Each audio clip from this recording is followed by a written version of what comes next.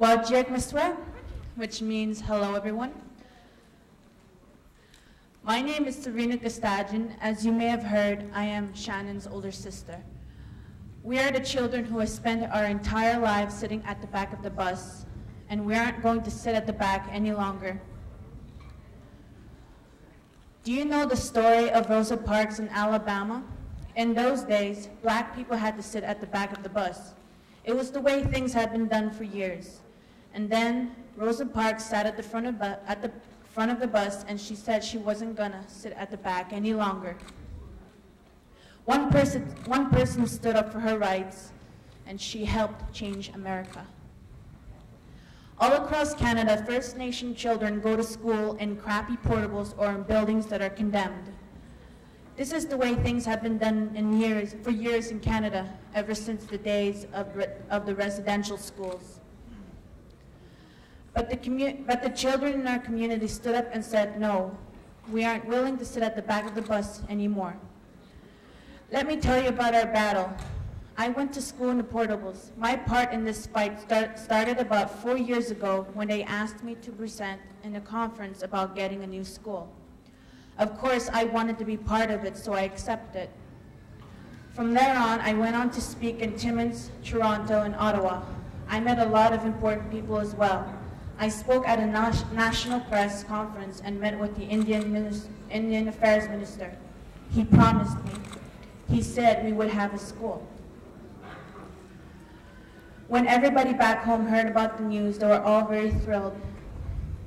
I left thinking what we finally succeeded was going to be worthwhile.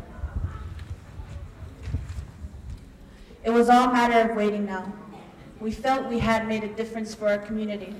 But when they finally planned everything, the promise was again broken. It made our children feel as if they didn't count for anything.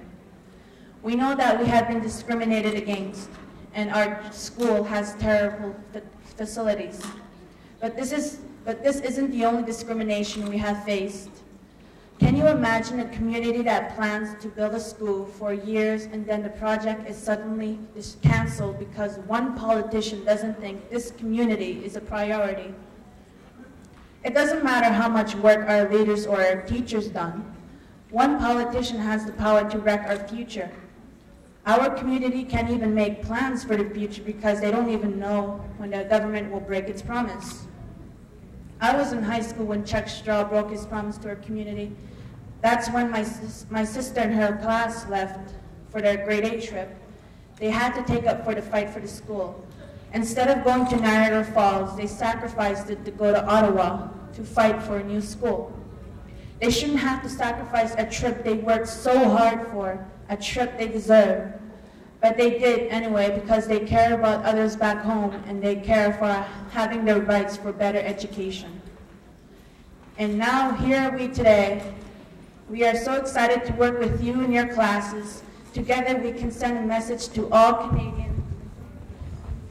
Canadians that are speaking for all the rights for all the children who are being denied the most basic education rights. We are not going away. We are not going to lose hope. We are not going to be silent.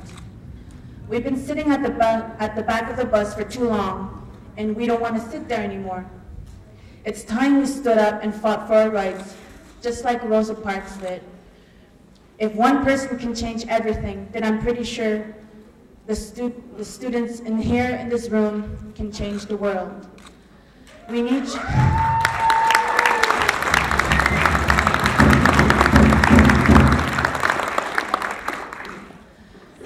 you to go and build this campaign so that the children will finally get a better future. And although I'm not at school in Attawapiskat anymore, I'm still gonna help out. I'm not gonna give up.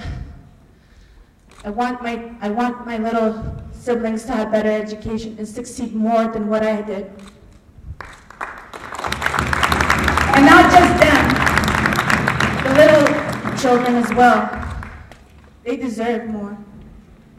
Better, actually.